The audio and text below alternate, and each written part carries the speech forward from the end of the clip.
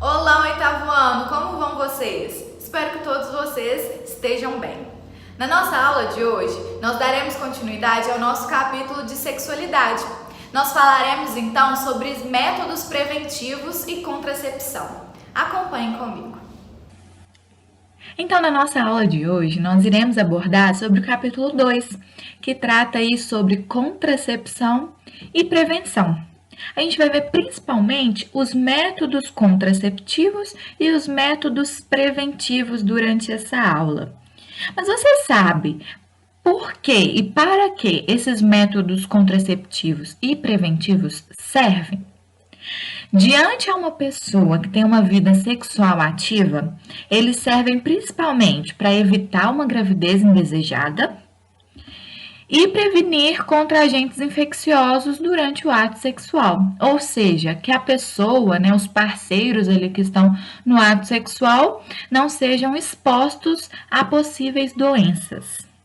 Mas é importante a gente lembrar que, em geral, esses métodos contraceptivos, eles não são 100% eficazes para evitar a gravidez. Ou seja, em algum momento pode haver um erro e aí a pessoa, a mulher, acabar engravidando. A gente tem diversos métodos contraceptivos no nosso mercado, disponível aí no comércio. A gente vai falar sobre os principais, aqueles que muitas das vezes são mais utilizados. A gente tem uma infinidade de exemplos. A gente tem as pílulas anticoncepcionais, a injeção anticoncepcional, o diafragma, o dispositivo intrauterino, que também é chamado de DIU, o anel vaginal, a lacradura e vasectomia, a pílula do dia seguinte e o principal deles, que é o preservativo. Aqui a gente vai abordar então os principais, que eu dei uma selecionada.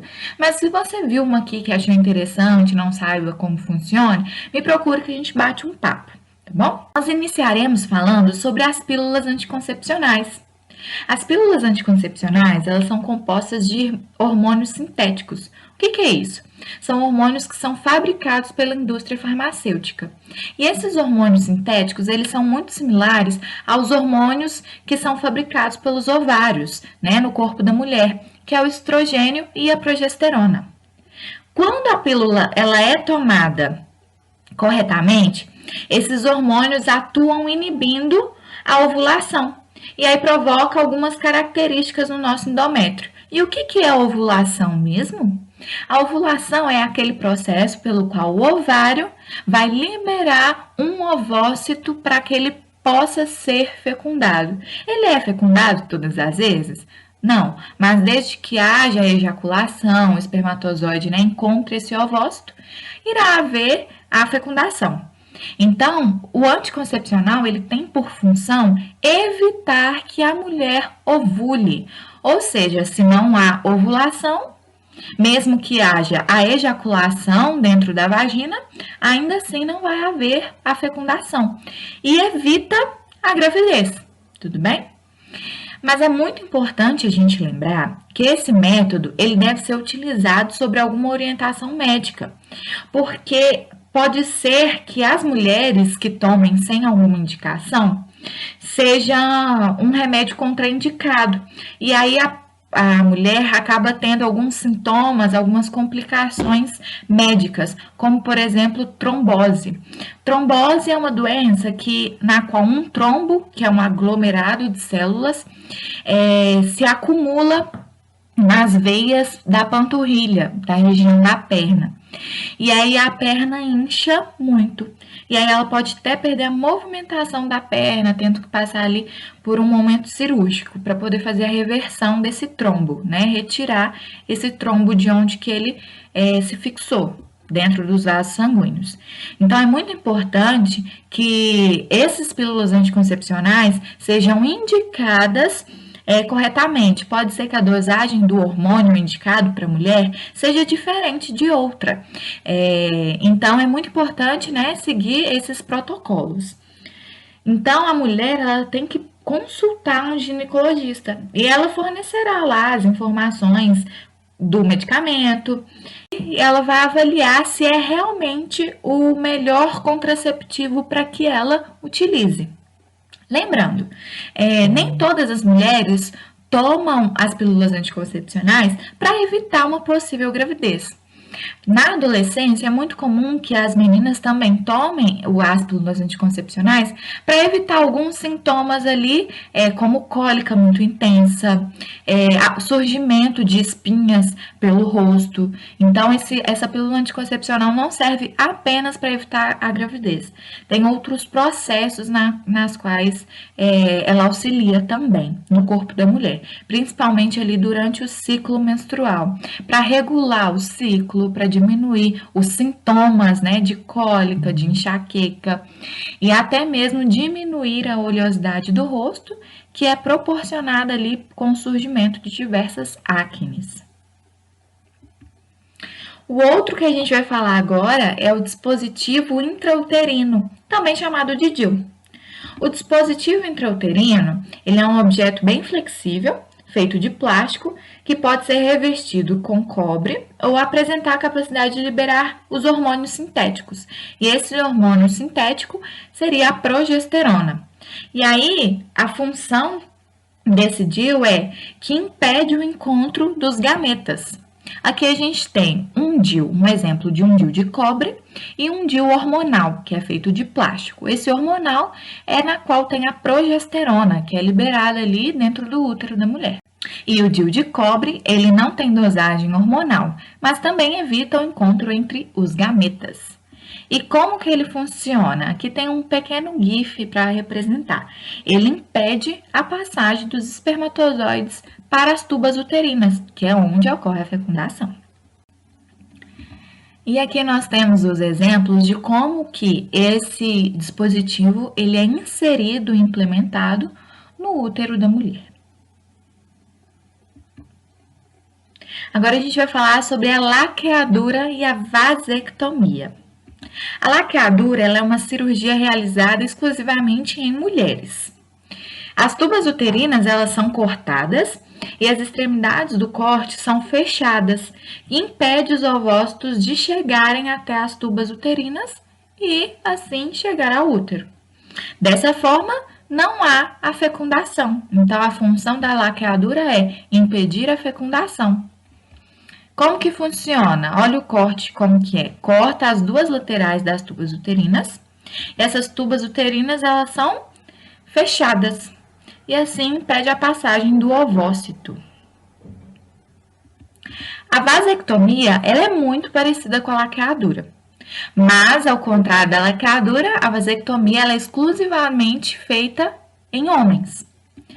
Os ductos deferentes, eles são cortados e as extremidades do corte também são fechadas. Assim, o caminho que é percorrido ali pelos espermatozoides durante a ejaculação é interrompido. E aqui está uma imagem esquematizando como que seria nessa vasectomia. Muitas dessas cirurgias que eu estou falando, como a laqueadura e a vasectomia, elas são reversíveis em muitos dos casos. Não é 100% das vezes que isso acontece, tá? Mas tem como fazer a reversão, caso o homem, por exemplo, se arrependa de ter feito a vasectomia. Aí eles fazem a ligação novamente para que os espermatozoides voltem a subir pelos ductos deferentes.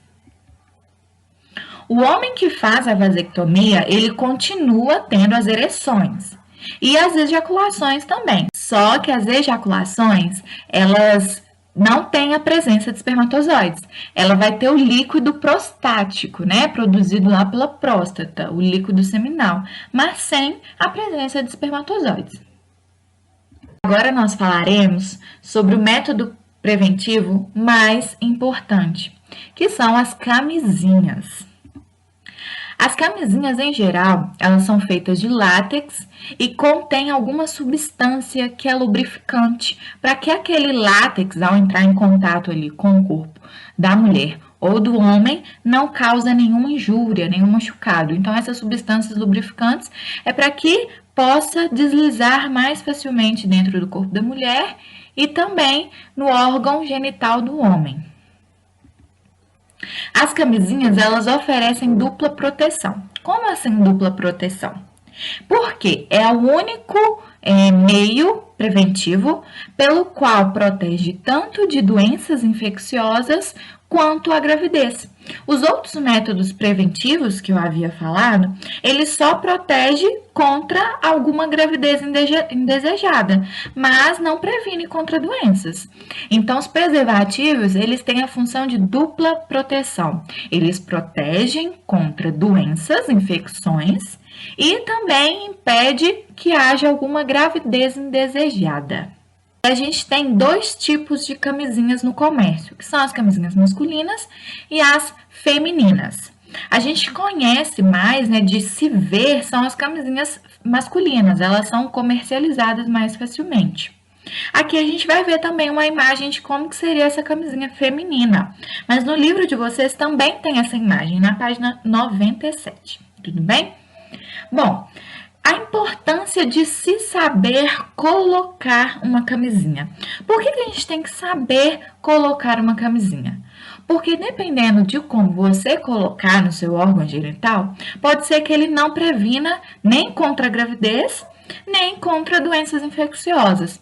Então, é muito importante que as pessoas que já têm a vida sexual ativa consigam aí colocar corretamente a camisinha, tanto feminina quanto a masculina.